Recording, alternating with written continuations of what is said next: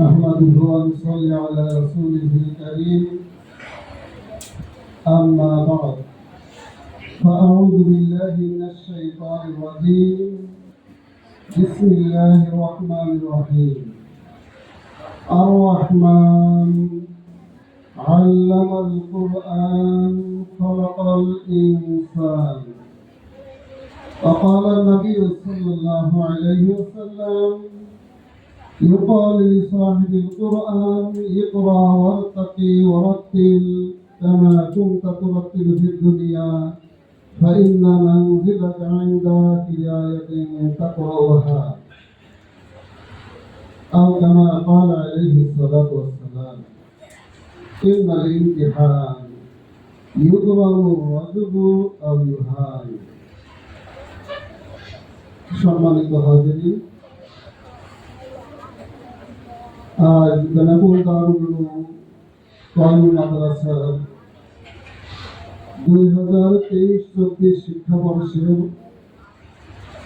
সালানা ইমতিহানের পুরস্কার বিতরণ ও 24-25 শিক্ষাবর্ষের প্রথম সাময়িক পরীক্ষার ফল প্রকাশ অনুষ্ঠানের আজকের অনুষ্ঠানে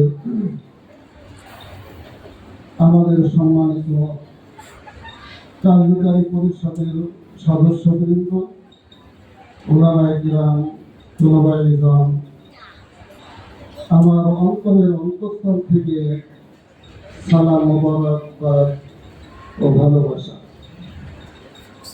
আল্লাহ সুবহানাহু ওয়া তাআলার অশেষ মেহেরবানি যে আল্লাহ তাআলা আমাদেরকে এই অনুষ্ঠানে বসার এবং কিছু কথা বলার শোনার তৌফিক দান করেছেন। এজন্য আমরা শুকরিয়া আদায় করি, আলহামদুলিল্লাহ।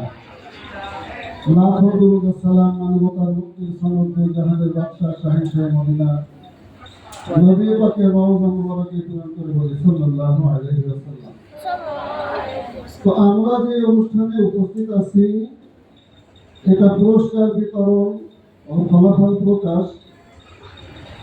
এই পুরস্কার বিতরণটা এটা কিসের? এটা একটা ইমতিহানের, একটা পরীক্ষার ফলাফল প্রকাশ এবং পুরস্কার বিতরণ।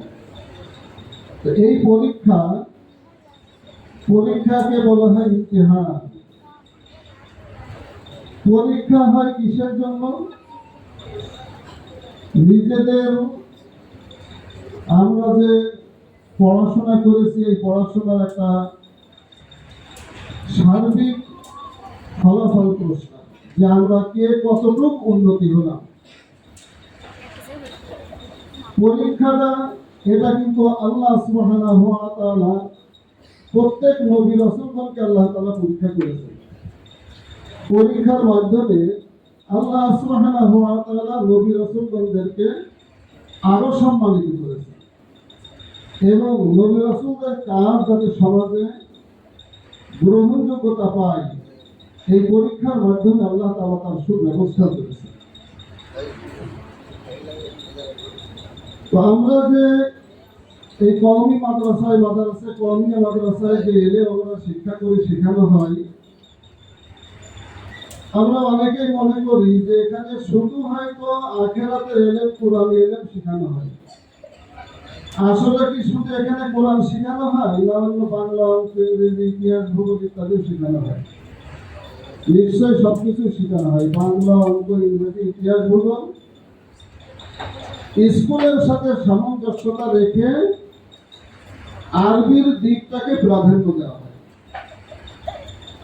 আর আরবির দিকটাকে প্রাধান্য দেওয়ার কারণ হলো আল্লাহ সুবহানাহু ওয়া তাআলা নিজে এই আরবিকে প্রাধান্য দিয়েছেন। কুরআনুল কারীম, ইলমে ইলাহি, এটাকে আল্লাহ সুবহানাহু ওয়া তাআলা শ্রেষ্ঠত্ব মর্যাদা দান করেছেন। এজন্য আমাদের এই প্রাধান্য দেওয়ার কারণ হলো এর ওসিলায় আল্লাহ সুবহানাহু ওয়া তাআলা আমাদের দুনিয়া এবং আখিরাত উভয় জাহান যেন কামিয়াব দান করেন।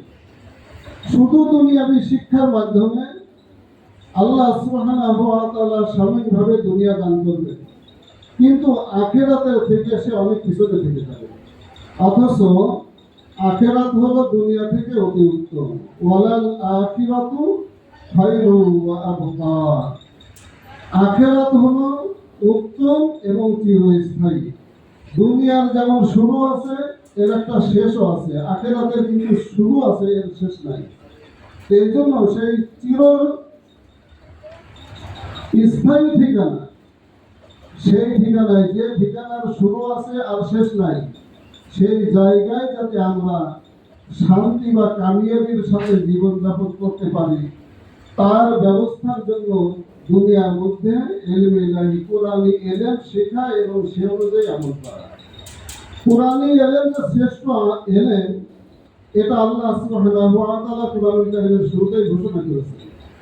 কোরআনুল কারীমের শুরুতে কি আছে? আলিফ লাম মিম যালিকাল কিতাব লা রাইবা ফীহ। এটা এমন একটা কিতাব যে কিতাবের মধ্যে কোনো সন্দেহ সংশয় নাই। যদি কেউ আল্লাহর ভয় ধারণ করতে চায়, তো এই কোরআন তার জন্য পথপ্রদর্শক। এই জন্য কোরআন একটা শ্রেষ্ঠ কিতাব।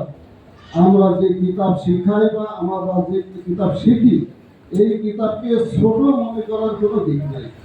কারণ এই কিতাবের দ্বারা মানুষ মানুষ হয়, আর এই কিতাবের কোনো অংশই যদি কারোর মধ্যে না থাকে, সে ব্যক্তি কিন্তু মানুষ থাকে না, সে হিংস্র পশুতে পরিণত হয়ে যায়। কারণ কোরআনুল কারীমের মধ্যে আল্লাহ সুবহানাহু ওয়া তাআলা সূরা রহমানের মধ্যে প্রথম 3টি আয়াতের মধ্যে আল্লাহ তাআলা ঘোষণা করেন আর রহমান আল্লামাল কুরআন খালাকাল ইনসান। আর রহমান পরম করুণাময় দয়ালু। আল্লামাল কুরআন, কুরআন শিখাইছেন। খালাকাল ইনসান, মানুষ সৃষ্টি করেছেন।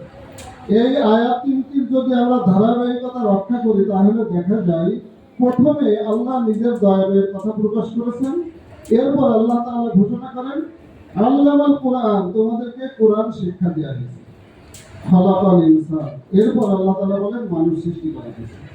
তো সৃষ্টি আগে না শিক্ষা আগে, এই বিষয়টা নিয়ে যদি বিশ্লেষণ করা হয়, তাহলে স্বাভাবিকভাবে বোঝা যায় যে সৃষ্টি তো আগে, সৃষ্টি আগে আর শিক্ষাটা পরে। কারণ সৃষ্টি না থাকলে শিক্ষার কোনো মূল্য নাই। তো এই আয়াতের মধ্যে বোঝা যায় আল্লাহ তাআলা বলেন যে শিক্ষা আগে। তাফসীর কারক বললেন শিক্ষা আগে মানে কিসের শিক্ষা? কোরআনের শিক্ষা। এরপরে মানুষ সৃষ্টির কথা। এই আয়াতের ব্যাখ্যায় দেখেন যে আসলে মানুষ যদি প্রকৃত মানুষ হিসেবে পরিচিতি লাভ করতে চায়, সে যেন কোরআনুল কারীমের কিছু হলেও শিক্ষা গ্রহণ করে, কোরআনুল কারীমের কাছে আত্মসমর্পণ করে, কোরআনুল কারীমের অনুযায়ী নিজের জীবন গড়ে। অর্থাৎ কোরআনুল কারীমের শিক্ষা যে সৃষ্টির মধ্যে থাকবে সেই মানুষ।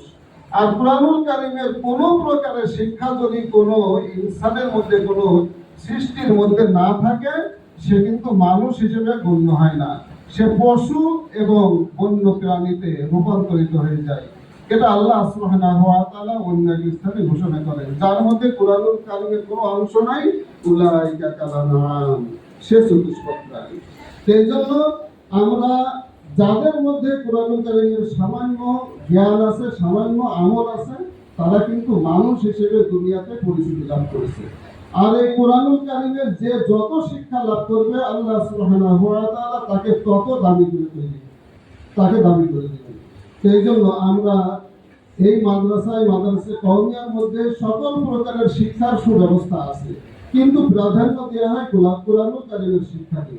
আর এই প্রাধান্য দেওয়ার কারণ হলো আল্লাহ সুবহানাহু ওয়া তাআলা যেন দুনিয়ার সাথে সাথে আমাদের অপরন্ত আখিরাতকে উজ্জ্বল করে দেন। এই জন্য আমরা যে শিক্ষা গ্রহণ করতেছি, এই শিক্ষার পর আমরা সকলেই খুশি তো? আমরা খুশি তো সকলে?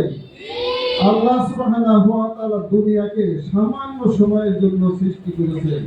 এটা অল্প সময়, 2-1 সেকেন্ডের জিন্দেগি। আর আখিরাত হলো এটা অপরিসীম, এর মৃত্যুর পরে যার শুরু, এর আর কোনো শেষ নাই। এই জন্য সকলেই আমরা চাই যে আমাদের ক্ষণস্থায়ী দুনিয়াতে একটু কষ্ট হয় হোক, কিন্তু আমাদের আখিরাতের জন্য আমাদের কষ্ট ভোগ করতে না হয়।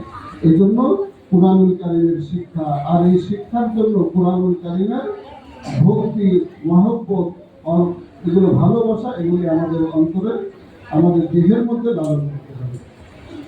সাথে সাথে আমরা যে এই শিক্ষার জন্য পর্যায়ক্রমে আমরা যে পরীক্ষা দিই, এই পরীক্ষাটা কিন্তু মানুষের জন্য সম্মানের কারণ, আবার কারোর জন্য অসম্মানের কারণ। বুজুর্গরা বলেন ইন্নাল ইমতিহান ইউকরামু রাজুলু আল ইমহান। পরীক্ষার দ্বারা কেহ সম্মান লাভ করে, আবার এই পরীক্ষা দ্বারা কেহ অসম্মানিত হয়। তো যারা এই পরীক্ষায় নাকাম হয়, অসম্মানিত হয়, যারা ফেল করে, তাদের কিন্তু করণীয় আছে। করণীয় কি? তারা এর উপরে অনুশোচনা করে যে আমার এবার পরীক্ষায় কেন ভালো হলো না, এর অনুশোচনা করে নিজেকে নিজে ধিক্কার জানিয়ে ছোট মনে করে আগামী দিনের জন্য আরো ব্যাপকভাবে প্রস্তুতি গ্রহণ করা, যাতে আমি সামনের যে পরীক্ষাগুলি আছে এই পরীক্ষাগুলি আমার উপরে যে নম্বর পেয়েছে তার থেকে যেন আমি বেশি নম্বর পাইতে পারি। আর এর জন্য বেশি বেশি মেহনত করা, বেশি বেশি পড়া, বেশি বেশি লেখা, আর সাথে সাথে আসাতিজে কিরামের কথা পরিপূর্ণভাবে মান্য করা, উস্তাদদের শিকায়েত এবং দুর্নাম না করা। এগুলি থেকে আমরা সকলেই বিরত থাকবো। আর পড়া লেখার প্রতি, তাহাজ্জুদের নামাজের প্রতি, আল্লাহ সুবহানাহু ওয়া তাআলার নিকট চাওয়ার প্রতি আমরা মনোযোগী হব। কারণ আল্লাহ সুবহানাহু ওয়া তাআলার কাছে যে যত চায় আল্লাহ তাআলা তাকে তত ভালোবাসেন। हर घड़ी दे लेके वो तैयार है, जो ना मांगे उससे वो बेजार है। আল্লাহ সুবহানাহু ওয়া তাআলার কাছে যে যত চায় আল্লাহ সুবহানাহু ওয়া তাআলা তাকে তত বেশি দেন এবং তত বেশি ভালোবাসেন।